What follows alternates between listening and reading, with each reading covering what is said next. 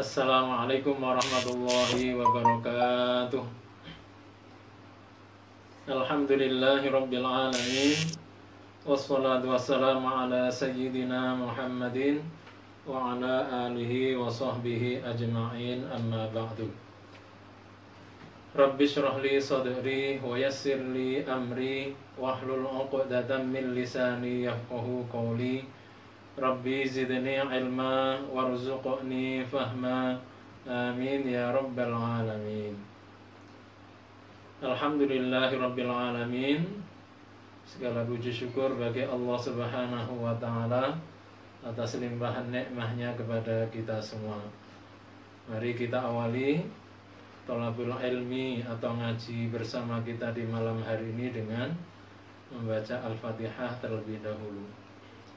Ila hadratin Nabiyil Mustafa Sayyidina Muhammadin sallallahu alaihi wasallam wa alihi wa ashabihi wa aladihi wa zurriyatihi ajma'in wa li jami'il anbiya wal mursalin wal awliya wa syuhada wa salihin wal ulama'il amilin wal a'immatil mujtahidin wal musannifin al mukhlisin wal mujahidin fi sabilillahi rabbil alamin wa li sa'iris sadatis sufiyyatil muhaqqiqin وللشيخ عبد القادر الجيلاني وإلى الأولياء التسعة وإلى علماء ومؤسسي نهضة العلماء في خالد المنكلاني وإلى حضرة الشيخ حجي هاشم أشعري وإلى حضرة كياي عبد الوهاب حسب الله وكياي شمس العارفين وكياي أسعد شمس العارفين وكياي أحمد فوائد أسعد شمس العارفين وكياي حريري عبد العظيم وإلى كي خالد عمر وكي وزير ضيف عبد الله وإلى الأولياء في هذه المدينة وإلى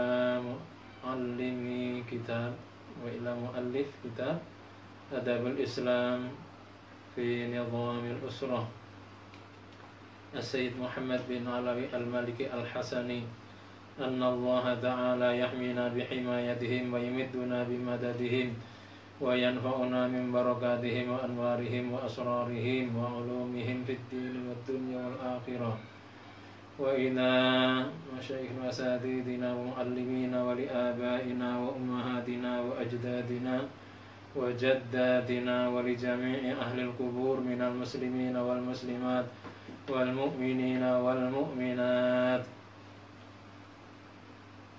ولنا ولأهلنا ولأصدقائنا ومن أحسن إلينا ولمن أحبنا في الله ولجماعتنا أن الله يغفر لنا ويرحمنا ويرزقنا علما نافعا ورزقا حلالا طيبا مباركا واسعا وأن الله يشفي مرضانا ويقضي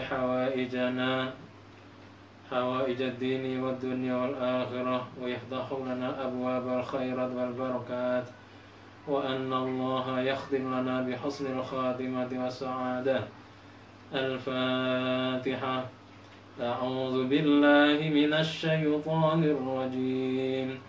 بسم الله الرحمن الرحيم.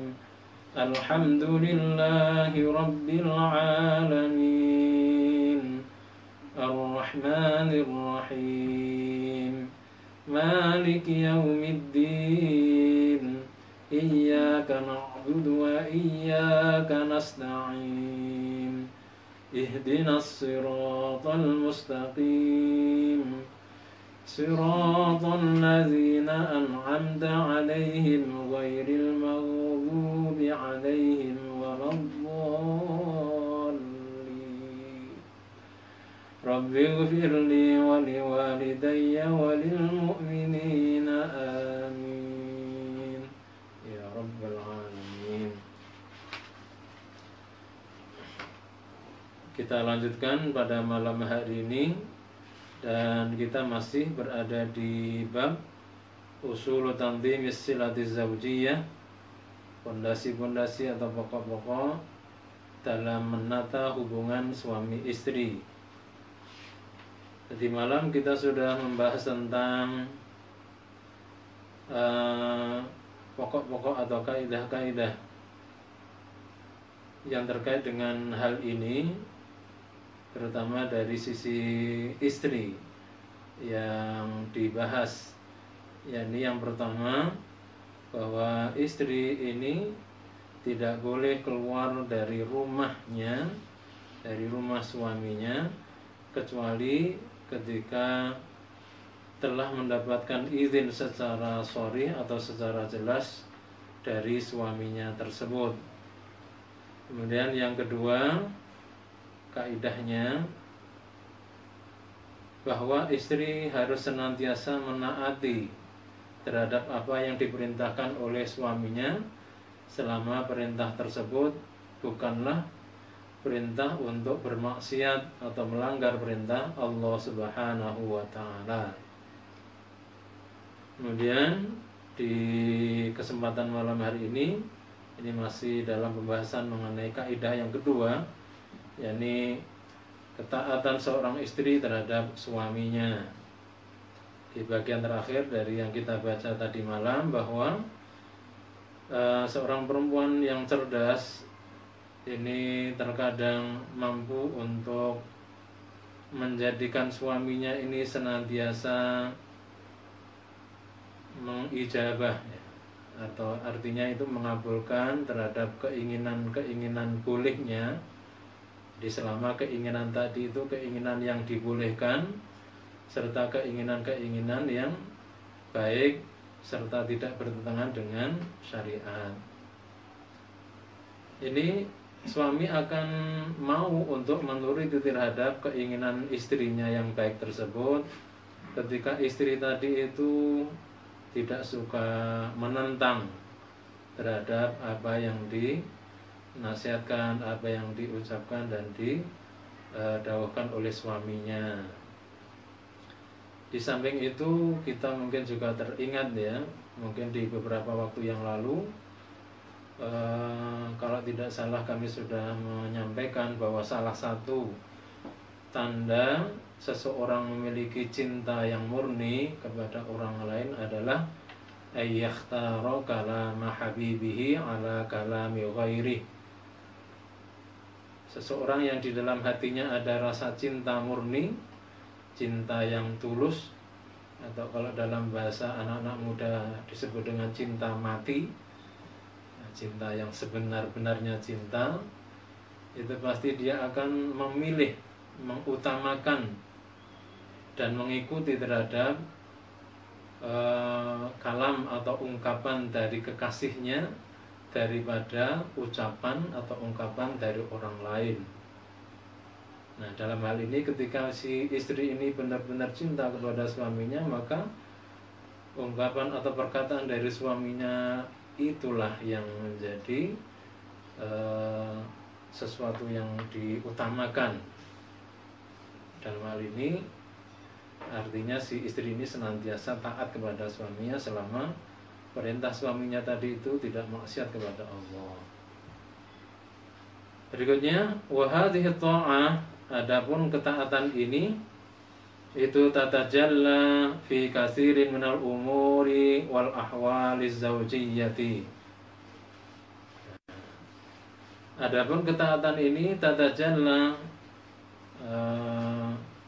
menampakkan diri, ketaatan itu ya, menampakkan diri apa ketaatan tersebut fi katsirin di dalam sesuatu yang banyak minal umur dari berbagai urusan wal ahwal dan keadaan-keadaan az-zawjiyati yang bangsa suami istri.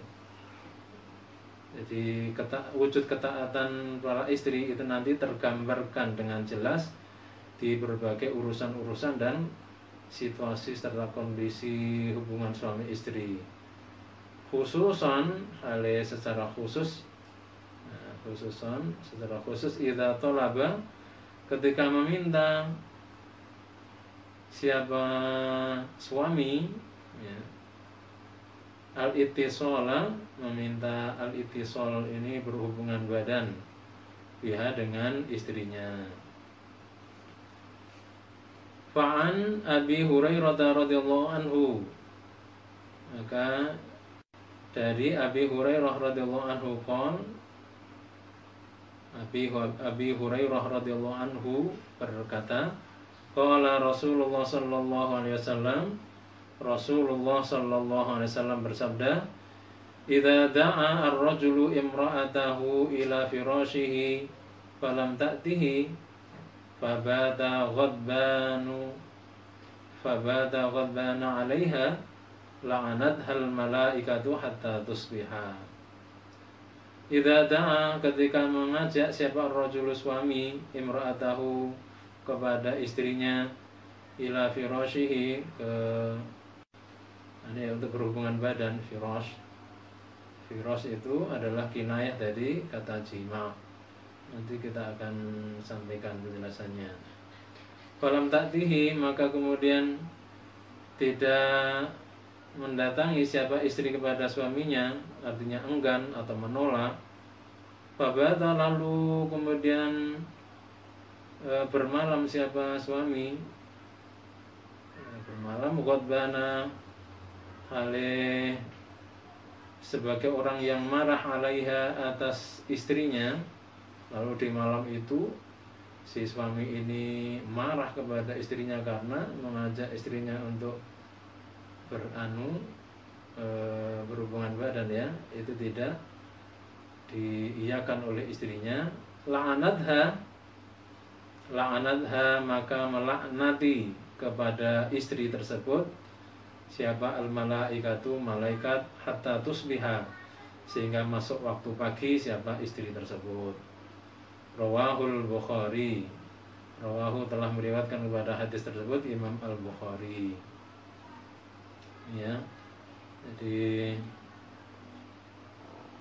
sedemikian beratnya konsekuensi yang harus ditanggung oleh istri yang menolak diajak berhubungan badan oleh suaminya. Wa fi riwayati Muslimin, dan di dalam riwayat Imam Muslim, Nabi dawuh, walladzi nafsi biyadihi, walladzi demi zat nafsi yang adapun jiwaku itu biyadihi berada di tangannya, Allah, ma min rajulin yad'u imra'atahu ila firashihi fata'ba alaihi illa kana alladzi fis sama'i sakhitan 'alaiha hatta yarda anha.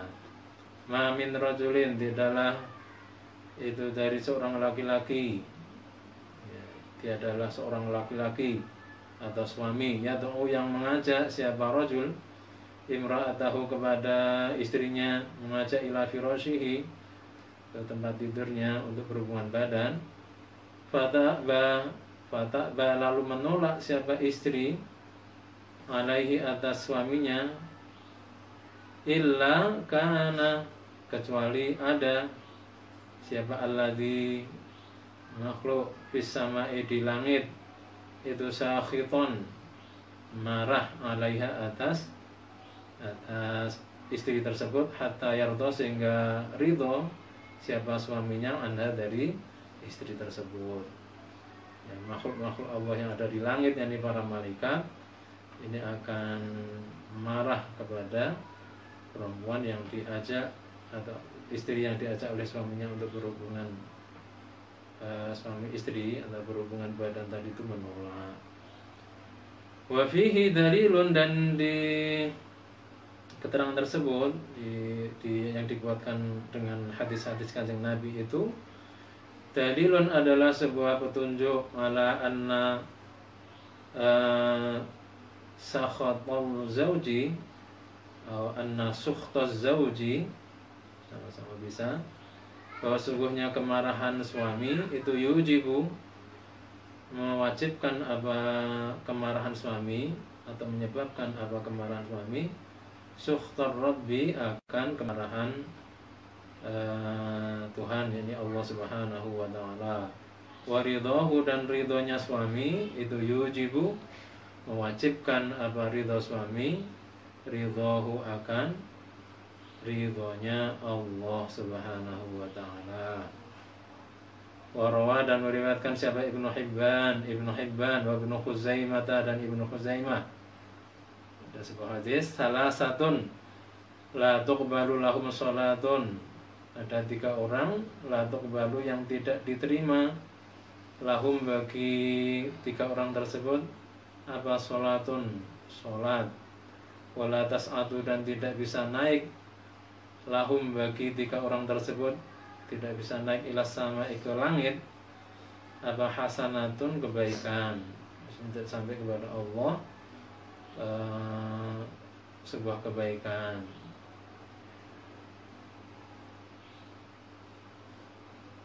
Kemudian di hadis berikutnya al-abdul abiku, al-abdul abiku yakni hamba sahaya atau budak yang membangkang ya, pada budak atau hamba sahaya yang membangkang terhadap tuan atau majikannya. Wafihi dan di dalamnya, di dalam hadis tersebut itu disebutkan wal mar'atu sakhitu 'alaiha zaujuha hatta yarda anha. Dan juga ini wal mar'ah dan istri as-sakhitu yang marah 'alaiha atas istri tersebut siapa zaujuha suaminya hatta yarda sehingga ridha siapa suaminya anha dari istri tersebut. Nah, dari 3 orang itu yang pertama adalah hamba atau budak sahaya yang membangkang terhadap majikannya, dan kemudian dari 3 orang itu ternyata masuk ke dalam 3 orang yang tidak diterima sholatnya serta kebaikannya tidak akan bisa naik atau tidak bisa sampai kepada Allah. Ini istri yang suaminya ini marah kepadanya sehingga suaminya nanti itu ridho kepada istri tersebut. Wal firashu, adapun kata firas di dalam hadis yang tadi kami sampaikan itu kinayatun, adalah sebuah kinayah atau sindiran anil jima'i, dari jima atau berhubungan badan atau kumpulnya istri dengan suaminya. Sebagaimana di kitab Al-Azkar itu ya, ada satu fasal yang menyebutkan wa mimma yunha anhu al-fahsyu wa bada'atul lisan, termasuk yang dilarang terkait dengan menjaga lisan adalah al-fahsyu wa bada'atul lisan, ungkapan-ungkapan kotor dan ungkapan-ungkapan lisan yang jelek, yang tidak baik. Kemudian lebih lanjut itu dijelaskan terkait dengan hal yang dilarang tersebut adalah at-ta'bir 'anil umuril mustaqbahah bi'ibaratin sharihatin, mengungkapkan secara lisan perkara-perkara yang dipandang tidak baik, perkara-perkara yang dipandang tidak elok dan tidak etis dengan ungkapan-ungkapan yang jelas atau sharih ya, termasuk dalam hal ini misalnya jima. Maka kemudian Kanjeng Nabi di dalam hadisnya ini memberikan contoh sebenarnya juga sebuah contoh keteladanan bagaimana berujar atau bertutur kata dengan ungkapan-ungkapan yang sopan, dengan ungkapan-ungkapan yang baik. Jadi tidak menyebut jima tetapi dikinayahkan dengan firash. Jadi memang anjurannya ketika ungkapan-ungkapan itu disebutkan secara sharih, dipandang tidak layak, tidak menggambarkan atau menunjukkan akhlak yang mulia, maka ya antusta'mal al-kinayat al-mufhimah, jadi digunakanlah kinayah-kinayah atau sindiran-sindiran yang memahamkan. Jadi intinya dalam hal bertutur kata, ini kaitannya dengan tambahan keterangan ya, dalam bertutur kata memang kita harus menjaga. Dan terkait dengan kondisi dan situasi saat ini ya, ketika media sosial sedang ramai-ramainya, maka ada sebuah ungkapan yang harus menjadi perhatian kita semua, bahwa ungkapan itu ada ungkapan lisan dan ungkapan tulisan. Nah, kemudian ada sebuah ungkapan menyatakan bahwa al-qalamu ahadul lisanain. Al-qalamu ahadul lisanaini. Pena itu adalah salah satu dari dua lisan. Lisan pertama itu ya lisan yang di mulut kita, yang kita gunakan untuk bertutur kata, untuk mengungkapkan ungkapan-ungkapan lisan. Itu lisan yang pertama. Kemudian lisan yang kedua adalah pena, katanya ungkapan tadi, al-qalam. Pena yang kita gunakan untuk menulis kata-kata, menulis kalimat-kalimat atau ibarat-ibarat. Nah, masuk dalam kategori kolam ini adalah jari jemari kita. Jari jemari kita yang kita gunakan untuk ngetik huruf-huruf di HP kita ketika mengupdate status, ketika kita ditawari apa yang Anda pikirkan. Nah, maka kemudian pikiran kita memikirkan ungkapan-ungkapan dan kemudian dituangkan melalui wasilah jari jemari kita. Tidak pakai pulpen tentunya, tetapi pakai jari jemari kita. Ketika kita juga mengomentari, memberikan komentar-komentar dari apa yang kita ikuti, baik di WA, di Facebook dan media sosial yang lain misalnya, maka sebagaimana kita menjaga lisan yang pertama tadi dengan ungkapan yang baik, maka kita juga menjaga lisan kita yang kedua, baik berupa pena maupun jari jemari yang kita gunakan untuk menulis huruf-huruf tersebut. Semoga kita bisa menjaganya. Amin ya rabbal alamin. Kita lanjutkan, wa mahallul la'ni idza lam yakun hunaka udhrun syar'iyyun. Nah, ini juga harus menjadi perhatian. Jadi kalau tadi itu disebutkan keterangan-keterangan bahwa istri ini akan dilaknat oleh para malaikat ketika menolak berhubungan badan, ketika menolak ajakan suaminya untuk berhubungan badan, maka ini ditekankan wa mahallul la'ni, adapun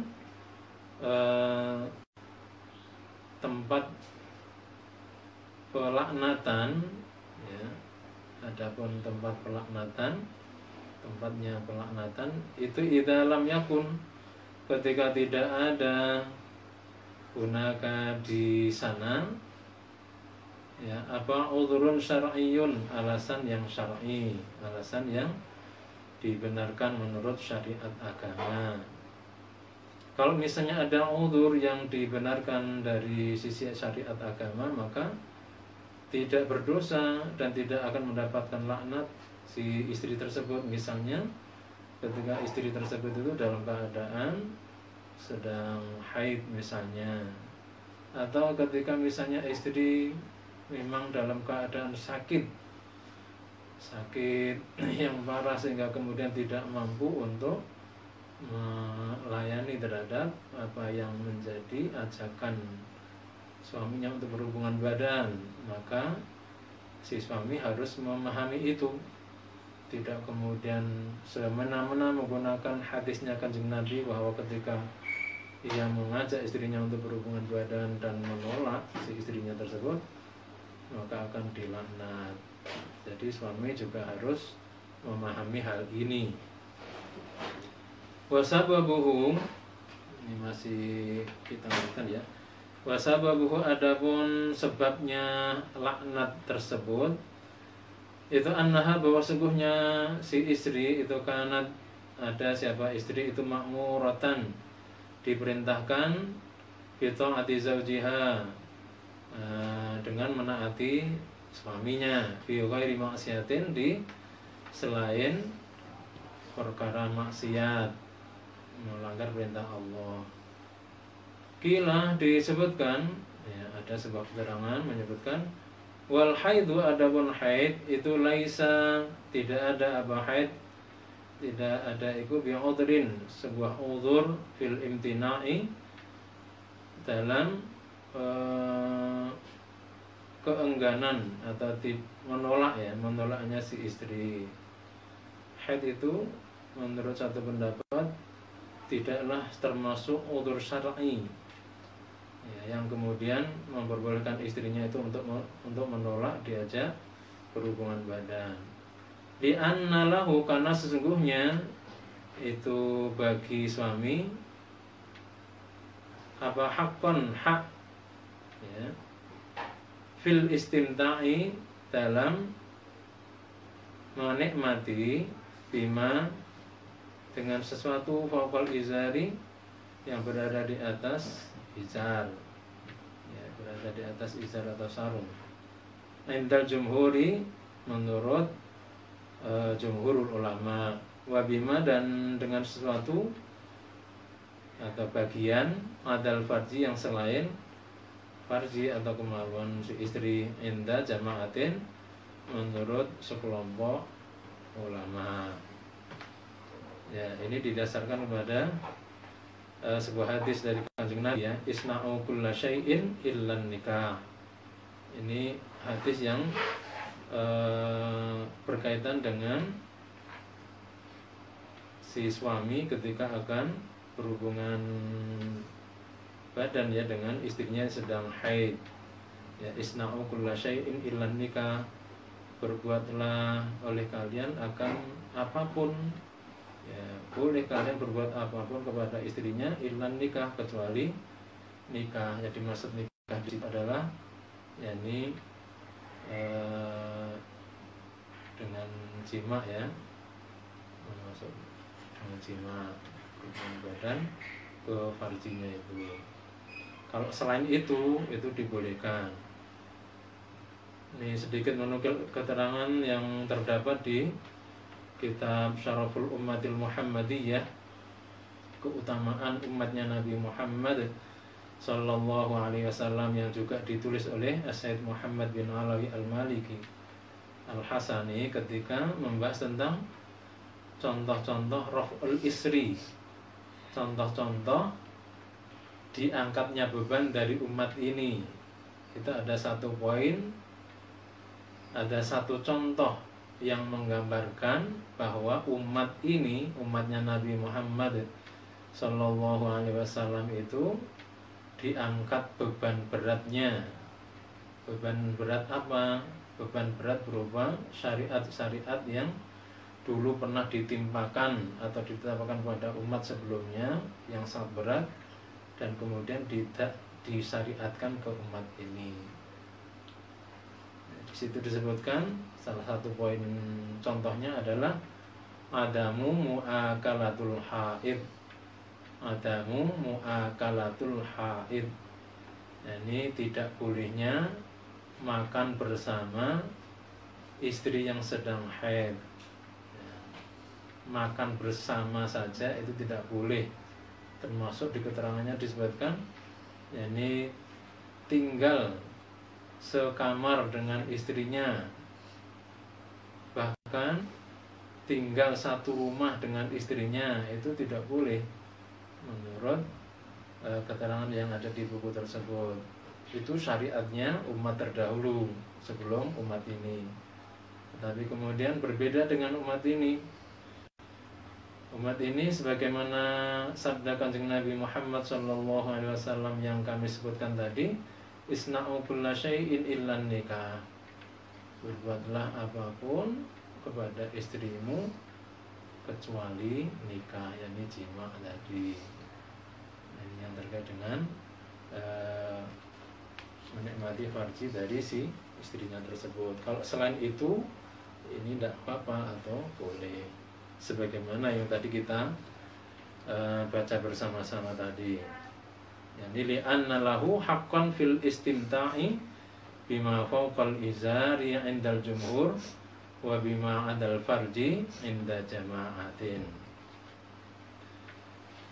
Terus kita lanjutkan, wastamiru, dan terus-menerus atau terus berlangsung apa hadzal la'nu, laknat ini, laknat dari para malaikat pada istri yang menolak untuk berhubungan badan dengan suaminya karena tidak ada alasan udhurnya itu. Terus menerus hadzal la'nu, laknat ini wal ghadabu dan kemarahan ini atas sobahi hingga waktu subuh atau waktu pagi. Hingga jika ada apa dzalika yang demikian itu, yakni menolaknya si istri tadi itu dengan tanpa ada uzur syar'i, hasola terjadi apa dzalik fil laili di waktu malam. Wa in hasola dan jika terjadi apa keengganannya si atau menolaknya si istri tadi itu bin nahari di waktu siang, fastamiru maka terus berlangsung apa al-la'nu laknat wal ghadabu dan kemarahan aidan hale juga hatal masa sehingga waktu sore. Wal iyadu billah, na'udzubillah min dzalik. Semoga Allah memberikan perlindungan kepada kita semua dari hal itu. Wa fi hadis Ibnu Abi Aufa, dan di dalam hadis Ibnu Abi Aufa disebutkan bahwa Kanjeng Nabi bersabda, walladzi nafsu Muhammadin biyadihi, dan demi zat yang adapun jiwanya Muhammad itu berada di tangannya, demi Allah, la tu'ati tidak akan mampu menunaikan siapa almar'atu istri menunaikan hak rabbiha akan hak dari Tuhannya istri tersebut, hatta tu'atiya sehingga ia menunaikan siapa perempuan atau istri tersebut hak zaujiha akan hak dari suaminya. Walau sa'alaha nafsaha wa hiya ala qatabin lam tamna'hu. Walau sa'alaha, dan walaupun meminta si suami kepada istrinya, ya, nafsaha ya dirinya istri, wahia halih adapun istri itu ala qatabin di pelana unta, lam tamna'hu maka tidak boleh mencegah, tidak boleh mencegah siapa istri kepada suaminya, ya kudu gelem ya, senajan yang dhuwur pelana unta, di atas pelana unta. Wa tasmalu dan mencakup apa hadi ta'atu ketaatan ini aidan halih juga mencakup as-shauma puasa naflan, ini puasa yang sunnah. Faqad qala jumhurul fuqaha, sungguh telah berkata sebagian besar para fuqaha ahli fikih, yahrumu haram alaiha atas istri antasuma berpuasa naflan puasa sunnah illa bi'idnihi kecuali dengan izinnya suami.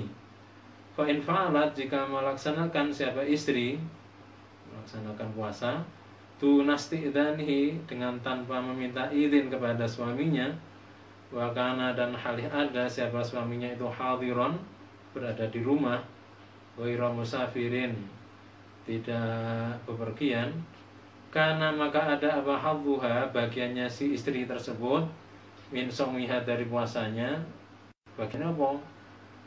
Kanggo istri, bagiannya apa ini bagi istri yang menjalankan puasa sunnah tanpa izin dari suaminya, padahal suaminya berada di rumah.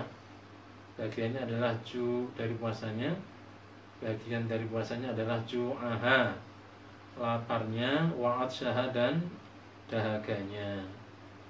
Di samping itu, nah ini lebih ngenes lagi nih, ma'al ismi bersamaan adanya dosa, wa'adamil qabuli dan tidak diterimanya puasa tersebut. Walizaujiha dan itu bagi suami dari istri tersebut, bagi suaminya, al-haqqu adapun hak fi ayyufattiraha di dalam menghendaki atau memerintahkan untuk berbuka atau membatalkan puasa kepada istrinya, illam tasta'dinhu jika tidak meminta izin siapa istri kepada suaminya. Jadi si suaminya ini punya hak untuk ya Jadi suaminya ini punya hak agar istrinya ini membatalkan puasa sunnahnya ketika si istri ini tidak meminta izin terlebih dahulu untuk melakukan puasa sunnah tersebut. Bal yara, bahkan melihat atau berpendapat siapa fariqun, sekelompok minal fuqaha, dari orang-orang ahli fikih, anna saumaha, bahwa sungguhnya puasanya perempuan tersebut naflan, akan puasa sunnah, dunastidanihi, dengan tanpa meminta izin kepada suaminya, itu annahu, bahwa sungguhnya puasa itu la yasihu, tidak sah. Apa puasa? Wala yang itu, dan ya tidak sah ya, aslan sama sekali, babar belas, puasanya itu tidak sah. Wal asahu, adapun yang sah, adapun kaul yang asah ya, yang lebih sah, yang lebih tepat, annahu, bahwa sungguhnya puasa tersebut, puasa sunnahnya istri yang tanpa meminta izin suaminya ketika suaminya tidak bepergian atau berada di rumah tadi, itu ya sah, ma ismi, tetapi ya berdosa, sah tapi berdosa si istri tersebut. Amma shaumul fardhati, adapun puasa wajib, Ramadan, seperti puasa Ramadan, fala yataju, maka tidak butuh apa puasa wajib tersebut ila idnin, kepada izin.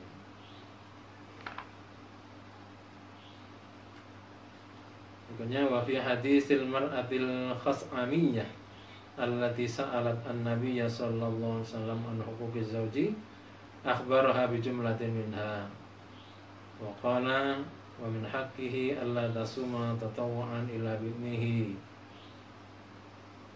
Ini, dan di dalam hadis yang menceritakan tentang seorang perempuan dari suku Khas'amiyah, di mana ia bertanya kepada Kanjeng Nabi Muhammad SAW tentang hak-hak dari suami. Lalu Kanjeng Nabi memberitahukan kepada perempuan tadi sejumlah hak-hak dari suami atas istri. Waqala, dan bersabda siapa Kanjeng Nabi, wa min haqqihi, dan itu termasuk haknya suami, alla tasuma, hendaknya tidak berpuasa siapa istri, tatawu'an, akan puasa sunnah, illa bi'nihi, kecuali dengan izinnya suami. Fa in fa'alat, jika melaksanakan siapa istri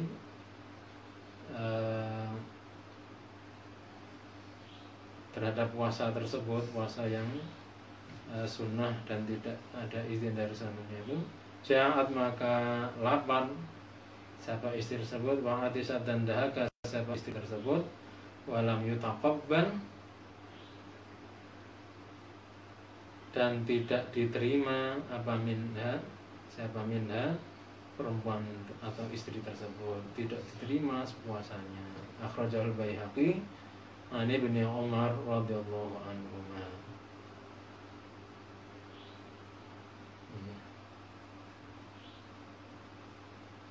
Maka kemudian dikuatkan dalam sebuah hadis lain dari Abi Hurairah radhiyallahu anhu, dari Kanjeng Nabi Muhammad sallallahu alaihi wasallam, bahwa sungguhnya Kanjeng Nabi Muhammad sallallahu alaihi wasallam bersabda, la tasumul mar'atu wa ba'luha syahidun illa bi'idnihi. La tasumu, tidak boleh berpuasa siapa al-mar'atu, seorang istri, wa ba'luha, halih adapun suaminya itu syahidun, ada di rumah, illa bi'idnihi, kecuali dengan izin suaminya. Rawahul Bukhari. Hadis tersebut diriwayatkan oleh Imam Al-Bukhari. Wa fi Tabrani an Ibnu Abbas radhiyallahu anhu marfu'an, dan dia dari Imam At-Tabrani dari Ibnu Abbas radhiyallahu anhu, Kanjeng Nabi bersabda, wa min haqqiz zawji ala zawjatihi, dan termasuk hak suami atas istrinya, alla tasuma tatawwu'an illa bi'nihi, yakni hendaknya tidak berpuasa siapa istri puasa sunnah kecuali dengan izinnya suami. Fa in fa'alat, maka jika melaksanakan siapa istri akan puasa sunnah tersebut yang tanpa izin dari suaminya, lam yuqbal minha, maka tidak diterima siapa minha istri atau puasa dari istri tersebut. Wa sababu hadan nahyi wa tahrimi, adapun sebab pelarangan dan pengharaman ini, analizaji adalah bahwa sesungguhnya itu bagi suami apa hakul istimta'i, hak untuk menikmati biha terhadap istrinya tersebut fikul waktu, di setiap waktu, entah itu pagi, siang, sore, malam, itu ada hak bagi seorang suami untuk menikmati istrinya. Wa haqquhu, adapun haknya si suami itu wajibun, adalah sesuatu yang bersifat wajib ala fawri, atas secepatnya, sak naliko sifatnya ya, sak naliko. Ya, suaminya menghendaki untuk maaf misalnya berhubungan badan, ya istri saat itu juga secepatnya harus mengiyakan, atau dalam bahasa keseharian kita atau ho'o gitu ya. Fala tufawwiduhu, karena sifatnya adalah segera, secepatnya ya. Fala tufawwiduhu, maka tidak boleh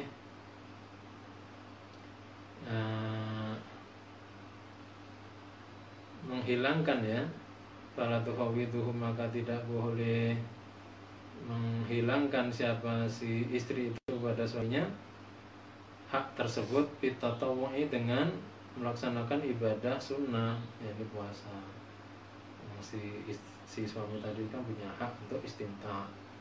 Nah, kok kemudian dihilangkan oleh si istrinya itu dengan, atau dicegah oleh si istrinya itu dengan menjalankan ibadah sunnah, yaitu puasa sunnah tersebut.